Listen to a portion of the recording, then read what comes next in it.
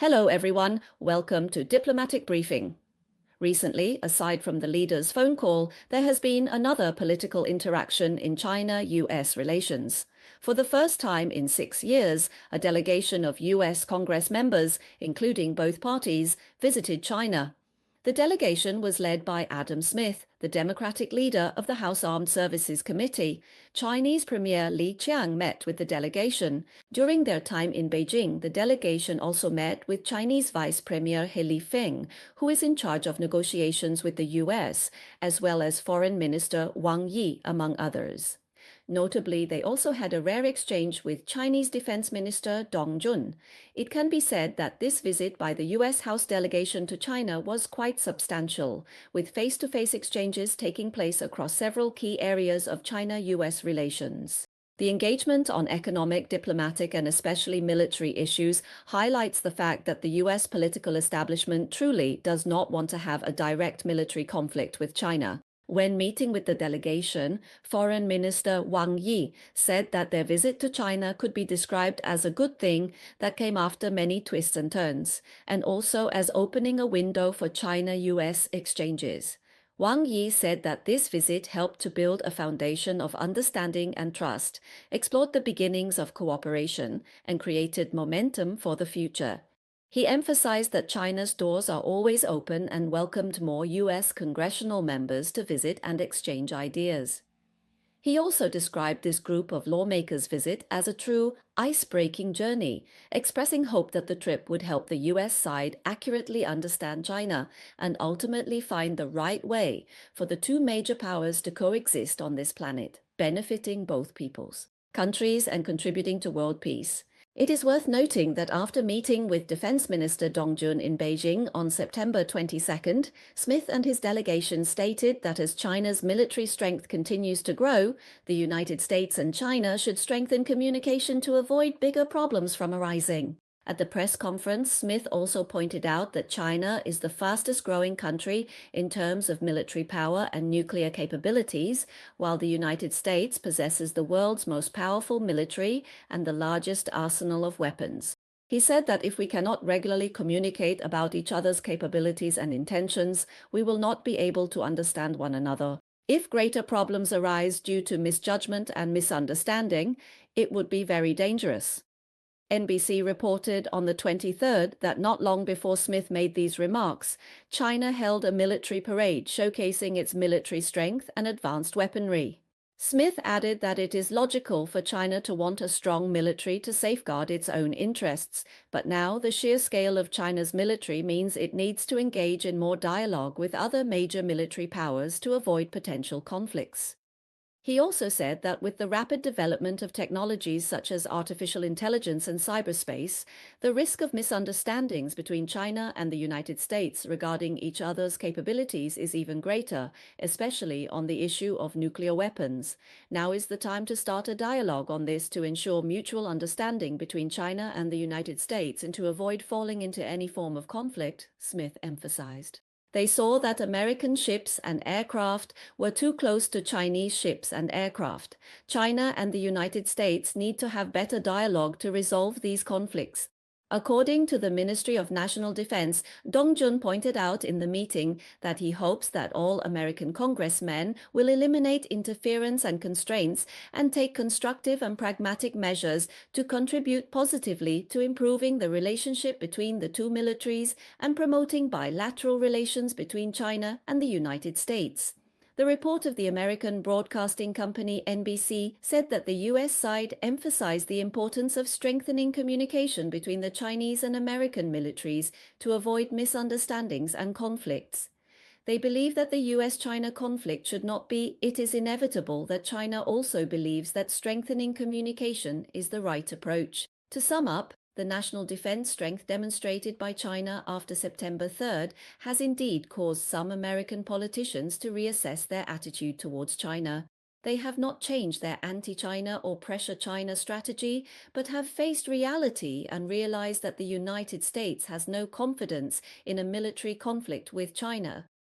In addition to military strength, China's response to the tariff war provoked by the United States has also made the United States realize China's strength.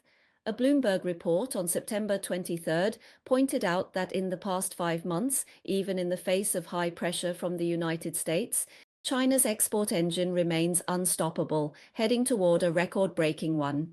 The trade surplus is approaching $2 trillion. Chinese manufacturers are showing a tough stance, especially in the face of restrictions in the United States market. India's purchases hit a record high in August this year. Shipments to Africa are expected to break the annual record, and sales to Southeast Asia have also exceeded the COVID-19 period. Guo Yihao, research director of the information agency Gaflon, pointed out that due to the extremely competitive nature of Chinese exporters, the protectionism of the United States and other countries has become a tiger cub. China can absorb some of the tariff impact, and there are many workarounds through transshipment or relocating later production to low-tariff countries. In an interview with Bloomberg TV, Morgan Chase India's chief economist Chiloy said that China's performance in the first half of this year was better than expected, partly because China cleverly managed other export markets, including Europe, which played a key role in hedging against the sluggish United States exports. Bloomberg News mentioned that China is currently the largest trading partner of more than half of the world's countries.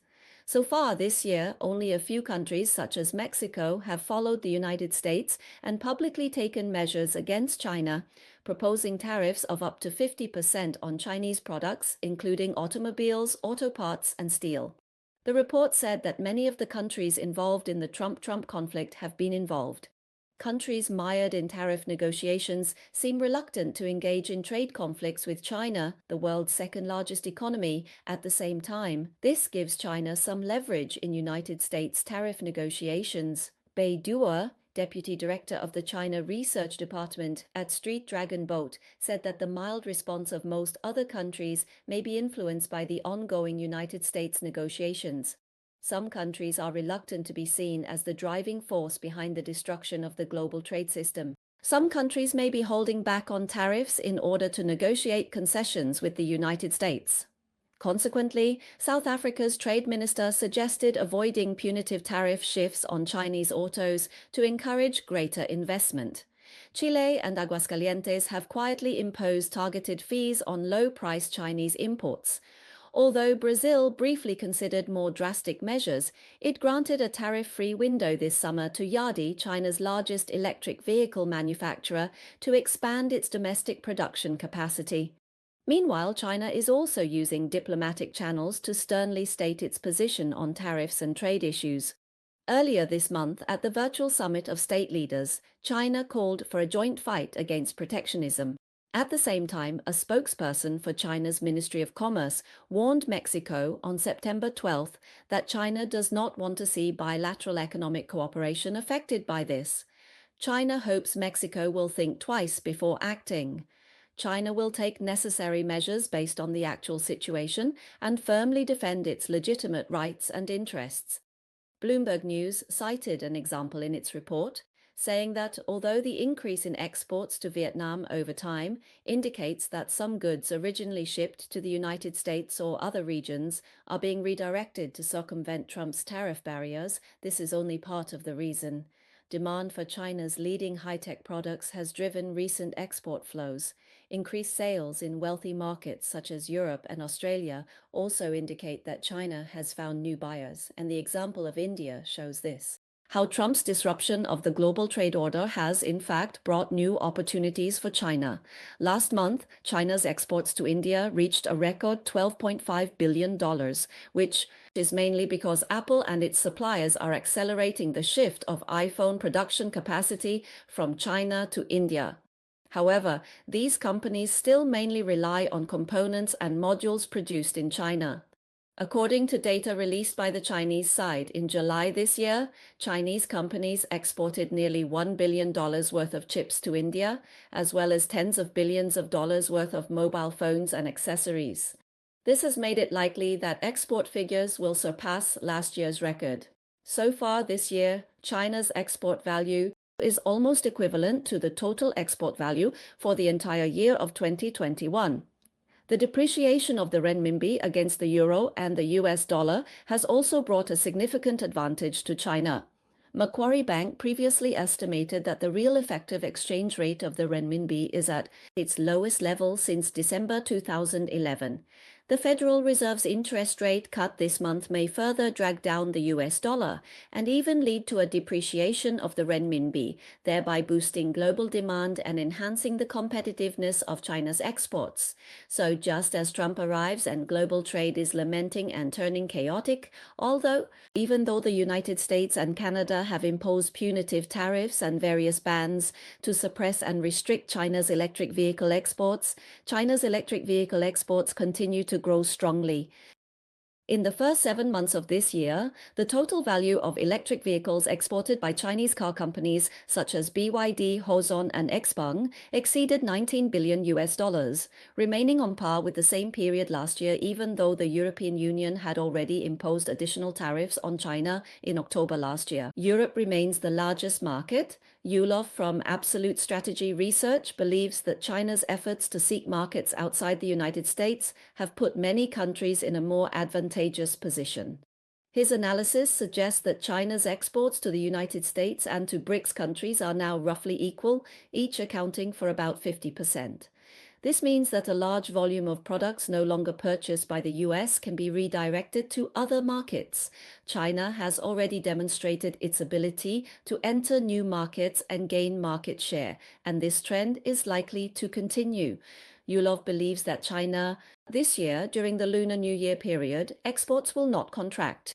To put it simply, it's not that China has cleverly found other export markets, but rather that China had long anticipated that the resurgence of Trump would inevitably disrupt the global economic landscape and made early preparations. There's a political commentator from the mainland who used a rather interesting analogy. He said that Western sanctions and suppression are like a blacksmith hammering iron, constantly striking China's industrial pig iron, which actually removes impurities, air pockets, and gaps, turning China into a piece of high-quality steel.